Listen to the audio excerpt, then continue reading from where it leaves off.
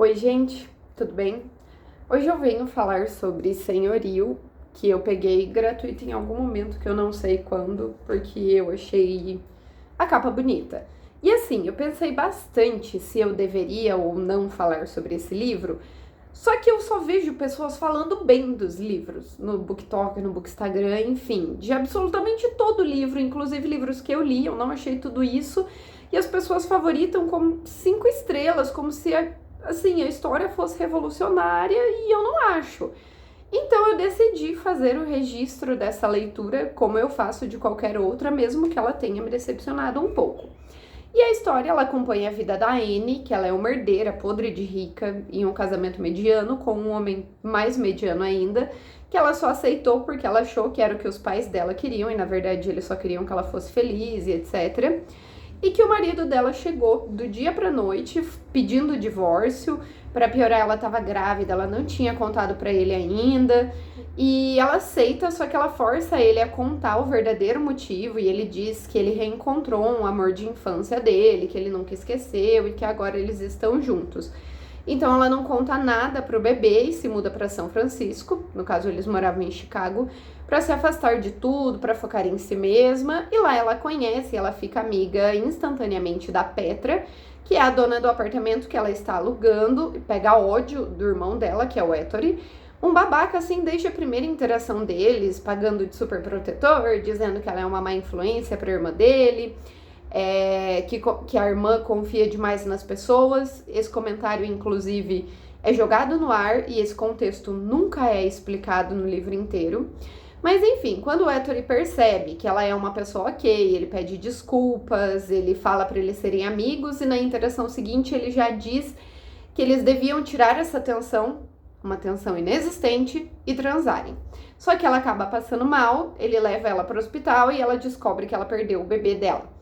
E depois disso ela se apoia muito nos amigos, né, no Ettore, na Petra, no Luigi, que é outro herdeiro que ela conheceu em São Francisco e que é a cara dela, que posteriormente ela descobre que eles são irmãos, já que quando os pais deles eram jovens, os casais se trocavam entre si. E sim, trocavam exatamente o que você está pensando.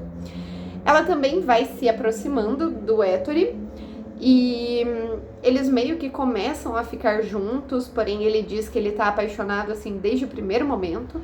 E ela diz que ela não quer um relacionamento, que ela se traumatizou demais, enfim, muita coisa vai acontecendo no decorrer da história. Nós temos ameaças, nós temos brigas, ela é sequestrada, o namorado do irmão dela, do Luigi, é contratado pelo Josh, que é o ex dela, para proteger ela. Ela larga do Ettore, depois ela volta com ele umas 384 vezes. Eles ficam juntos pela primeira vez e ela descobre que ele era virgem. Então, assim, esse menino chegou falando que eles tinham que tirar essa tensão, que eles tinham que transar, sabe? O caos. Enfim, mas ele sofreu vários assédios de mulheres, perseguição por algumas, assim, a ponto de ir pra delegacia mesmo, enfim. E ele sempre viu o padrasto dele, que é um mafioso italiano. Sim, galera. Traindo a mãe, e por isso ele sempre disse que ele só ia se relacionar com a mulher com que ele fosse se casar. Ele também tinha uma noiva prometida lá na Itália, que ele escondeu dela, o que levou a mais um término, mais uma briga deles. E depois da briga com a família, dizendo que ele não vai aceitar isso, que ele ama ela, que ele nunca se envolveu com os negócios da família, porque ele é médico. Ele não vai participar disso, e daí ele leva uns tiros por romper o noivado da família da menina. E enquanto ele estava afastado resolvendo essa situação, a Anne só pensava que ela queria que ele voltasse, o quanto ela se arrependia de não ter ido com ele quando ele chamou ela e não sei o quê. Só que quando ela vai visitar ele no hospital, ele pede para eles ficarem juntos, ela afirma que ela precisa de espaço. Sim, imaginem um ponto de interrogação bem grande assim em cima da minha cabeça. E conta pra ele que da última vez que eles estiveram juntos, ela engravidou. Depois disso, ela é sequestrada de novo e ela descobre que quem vem fazendo as ameaças e quem fez o outro sequestro é uma menina de 18 anos de idade, mais especificamente a atual esposa do ex-marido dela, que quer dinheiro, só que os pais da Anne fizeram um acordo pré-nupcial quando ela casou, então ele não ganhou nada com o dinheiro do divórcio. E ela tira na testa dele ali mesmo essa pré-adolescente quase. É uma adolescente, né, gente? 18 anos, eu acho que com 18 anos a gente não está preparado para tomar decisões na nossa vida. E eu sempre defendo isso. Mas enfim, ela também tá grávida, só que é de outra pessoa. E quando eles invadem a casa para resgatar a Anne, eu não tenho como dizer de outra forma, ela tira contra si mesma sem perceber que a arma estava virada para ela, para o lado errado. Sim, galera, foi isso mesmo. Logo que volta para casa, a Anne, ela é atacada novamente pelo padrasto do Ettore, que era o parceiro daquela menina adolescente, um velhão mafioso italiano, enfim. E ele também é o pai do filho dela. E ela era a barriga de aluguel dele e da esposa dele. Então ele quer levar a Anne, enquanto a mulher dele, a mãe do Ettore, distrai ele e a Petra.